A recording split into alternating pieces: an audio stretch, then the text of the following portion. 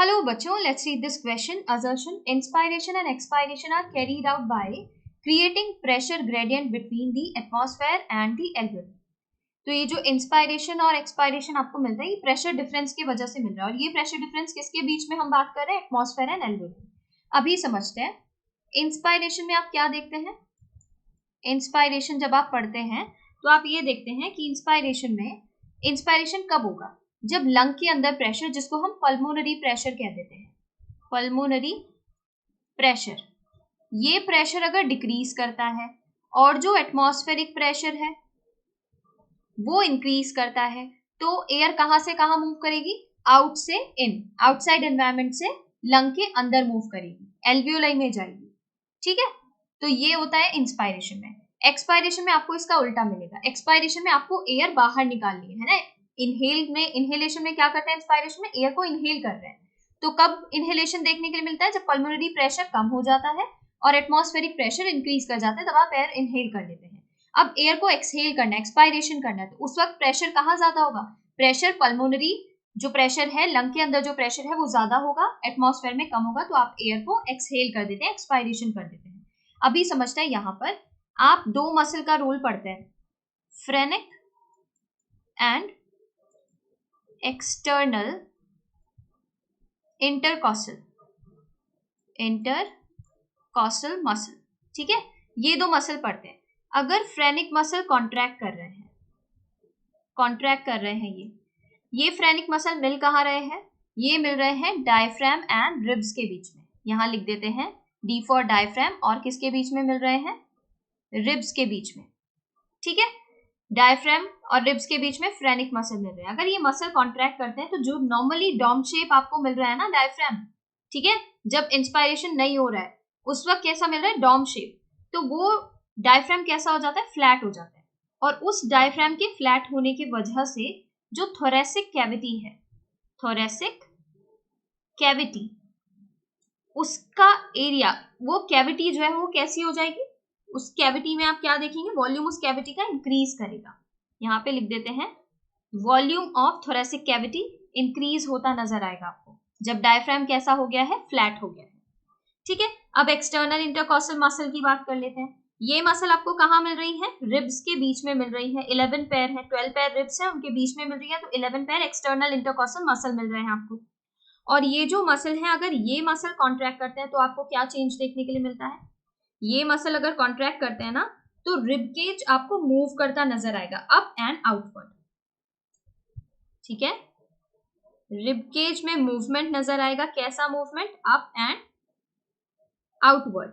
जब ऐसा मूवमेंट होगा, शॉर्ट में लिख देते हैं आउटवर्ड, डी छुप गया है, तो यहाँ पर देखिए जब ऐसा मूवमेंट आपको नजर आएगा तो ये मूवमेंट क्या करेगा? थोरेसिक कैविटी के वॉल्यूम को इंक्रीज करेगा या डिक्रीज करेगा? इंक्रीज करेगा. तो इसके वजह से भी आपको थोरेसिक कैविटी का जो वॉल्यूम है वो इंक्रीज होता नजर आएगा. अब आप देख रहे हैं वॉल्यूम बढ़ गया है थोरेसिक कैविटी का पहले से, तो प्रेशर यहाँ पर क्या हो गया होगा? यहाँ पर प्रेशर क्या हो जाएगा? प्रेशर डिक्रीज कर जाएगा. यहाँ पर प्रेशर इसके वजह से डिक्रीज कर जाएगा. अब क्या हो गया है? थोरेसिक कैविटी में, लंग्स में आप क्या देख रहे हैं? क्योंकि थोरेसिक कैविटी का वॉल्यूम बढ़ गया है और थोरेसिक कैविटी से चिपकी हुई क्या है? आपकी पेराइटल मेम्ब्रेन. ठीक है, लंग्स की जो पेराइटल मेम्ब्रेन है वो चिपकी हुई है, तो वो भी आउटवर्ड मूव करती है, जिसकी वजह से आपको कहाँ इंक्रीज मिल रहा है? Volume of lung. जो लंग की वॉल्यूम है, वॉल्यूम इन लंग, वो भी इंक्रीज करता नजर आएगा. ठीक है, जिस वजह से प्रेशर लंग के अंदर डिक्रीज हो जाएगा. ये याद रखना है कि अगर वॉल्यूम इंक्रीज कर रहा है तो प्रेशर डिक्रीज करेगा. ठीक है, प्रेशर डिक्रीज हो जाएगा. तो यहाँ पर सेम हो रहा है. तो इस केस में आप क्या देखेंगे? इनहेलेशन देखेंगे. ओके, अब इनहेलेशन हो गया. क्यों हुआ है? क्योंकि प्रेशर डिफरेंस आ गया है, प्रेशर ग्रेडियंट बन गया है between atmosphere and alveoli. Atmosphere और लंग, ऐसे समझ सकते हैं. लंग के अंदर प्रेशर डिक्रीज कर गया है. किसके कंपैरिजन में बोल रहे हैं हम डिक्रीज कर गया? एटमॉस्फेयर के कंपैरिजन में. एटमॉस्फेयर में प्रेशर ज्यादा है, लंग के अंदर कम हो गया है, तो एयर मूव करेगी जहां प्रेशर ज्यादा है वहां से कम प्रेशर की तरफ, तो बाहर से अंदर की तरफ एयर मूव करती है. ऐसा ही एक्सपायरेशन में देखते हैं. एक्सपायरेशन में आप क्या देखेंगे? ये जो फ्रेनिक और एक्सटर्नल इंटरकॉस्टल मसल है ना, ये रिलैक्स हो जाएंगी. तो ये रिलैक्स हो जाएंगी तो जो आपका डायफ्राम था जो फ्लैट हो गया था इनके कॉन्ट्रैक्ट होने पर, वो वापस से कैसा हो जाएगा? डॉम शेप हो जाएगा. तो थोरेसिक कैविटी का वॉल्यूम कम हो जाएगा. रिब केज वापस से अंदर की तरफ आ जाएगा, डाउन एंड इनवर्ड मूव करेगा, क्योंकि एक्सटर्नल इंटरकॉस्टल मसल रिलैक्स हो गए हैं। ओके, तो रिलैक्स होने पर आप क्या देखेंगे, वापस अपने नॉर्मल वाले पोजीशन में आ रहे हैं, जिसकी वजह से प्रेशर लंग के अंदर इंक्रीज कर जाएगा, क्योंकि वॉल्यूम डिक्रीज कर रहा है, वॉल्यूम डिक्रीज कर रहा है थोरेसिक कैविटी का, तो प्रेशर क्या हो जाता है, इंक्रीज कर जाता है एटमॉस्फेयर के कंपैरिजन में। तो अब एयर कहां से कहां मूव करेगी, जहां ज्यादा प्रेशर है वहां से कम प्रेशर की तरफ, तो आपके लंग्स से बाहर की तरफ एयर मूव करेगी एनवायरमेंट में, जिसे आप एक्सहेलेशन एक्सपायरेशन कह रहे हैं। तो यहाँ पर ये असर्शन बिल्कुल करेक्ट है that inspiration and expiration are carried out by creating pressure gradient between the atmosphere and the alveoli. इनके बीच में प्रेशर ग्रेडियंट, प्रेशर डिफरेंस बनता है, जिसकी वजह से इंस्पायरेशन और एक्सपायरेशन देखने के लिए आपको मिलता है। ये असर्शन करेक्ट है। रीजन में दिया है they carried out with the help of specialised intercostal muscle only.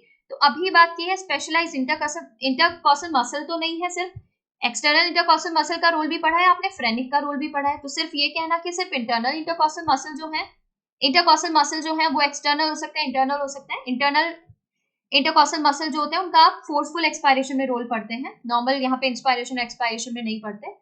तो ये इनकरेक्ट हो जाता है। इनकरेक्ट क्यों हुआ, क्योंकि यहाँ ओनली दे दिया, सिर्फ इंटरकॉस्टल मसल ही नहीं इन्वॉल्व हो रहे हैं ना इसमें, फ्रेनिक मसल भी इन्वॉल्व हो रहे हैं, ठीक है, इसीलिए ये इनकरेक्ट है। तो यहाँ पर assertion is true, reason is false, option 3 यहाँ पर करेक्ट है। अदर ऑप्शन में assertion and reason are true, इसमें भी दोनों ट्रू हैं, दोनों ट्रू तो नहीं है, बोथ आर फॉल्स, दोनों फॉल्स भी नहीं है। करेक्ट ऑप्शन जो बन रहा है वो है ऑप्शन 3। Thank you.